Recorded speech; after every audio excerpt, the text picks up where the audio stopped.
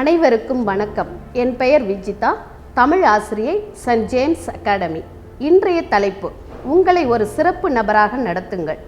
தித்திக்கும் தேன் தமிழ், திக்கட்டும் பரவட்டும் முத்தமிழ் தாய்க்கு என் முதற் வணக்கங்கள். உங்களை ஒரு சிறப்பு நபராக கருதுங்கள். மாணவர்கள் என்றாலே நம் நினைவுக்கு வருவது கல்வியே. கல்வி கற்பது மட்டுமே மாணவர்களின் கடமை என்பது பலரின் எண்ணம்.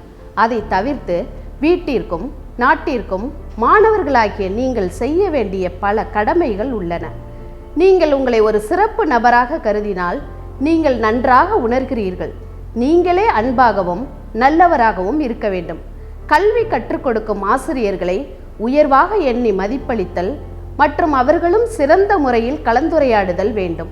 எந்த செயலையும் நேர்மையுடன் செய்யும் பண்பு கொண்டவராகவும் பிற உயிர்கள் மீது அன்பு, கருணை, பண்பு கொண்டவராகவும் இருக்க வேண்டும்.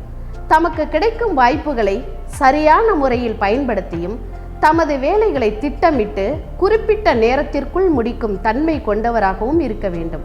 மூத்தோர்கள், வயோதிகர்கள், இளையவர்கள் ஆகியவர்களை சரியான முறைகளில் மதிப்பளித்து உதவி புரிய வேண்டும்.